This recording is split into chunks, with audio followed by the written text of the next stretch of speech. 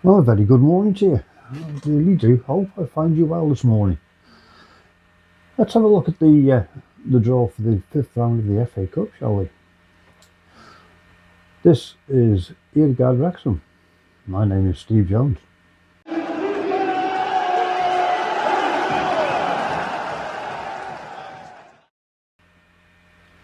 Well, good morning.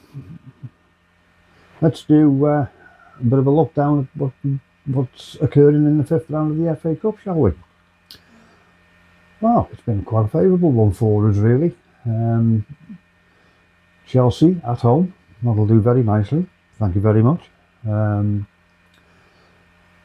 Like somebody said to me in work last night, the one afternoon this week, it's a pity we didn't have this 10, 12 years ago when we really needed it, but we've got it now and let's run with it. So these games will be played the weekend 7th, 8th of March, as you're probably well aware. Previous history against Chelsea, played them 9 times, winning twice, drawing 3, losing 4, with 8 goals for and 14 against. But as is usual, people jumped onto the usual suspects, shall we say, who've played for both. Well, I'm going to do a little bit differently. I've got them all. So let's go from the top, shall we? Using my usual source. Again, I have to make it clear this is not sponsored at all. It's just my go-to place for my stats. It's the Wrexham AFC archive. So 18 players have played for both.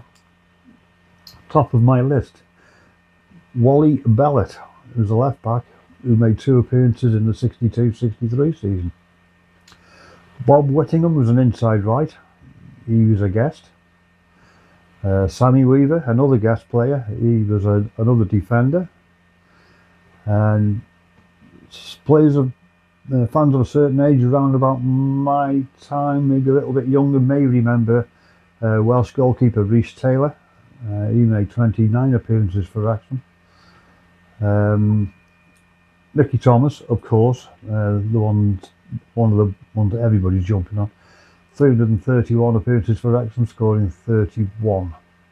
Goalkeeper Eddie Niedzwiecki, 143 appearances for Wrexham.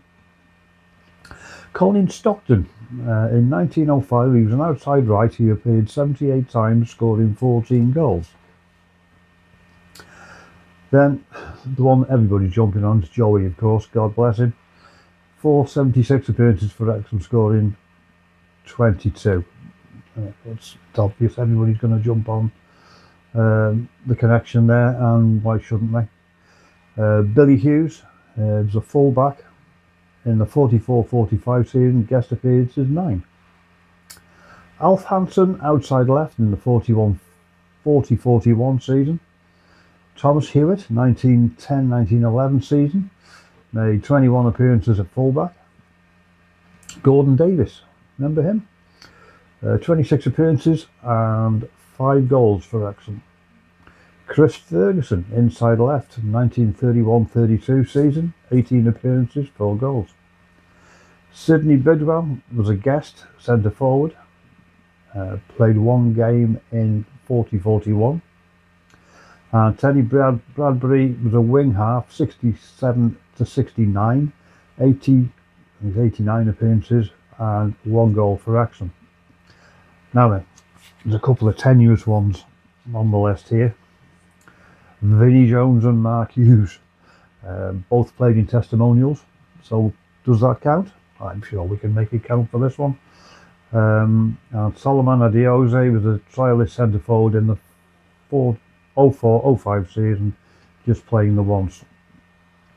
Now, when it comes to appearances, Dixie holds the appearance record with 9, and he and Nick Vinter with 3 goals each. Now then, that is not where the story ends.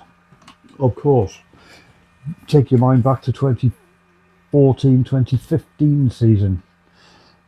Bradford City go to Stamford Bridge for an FA Cup tie, managed of course by Phil Parkinson.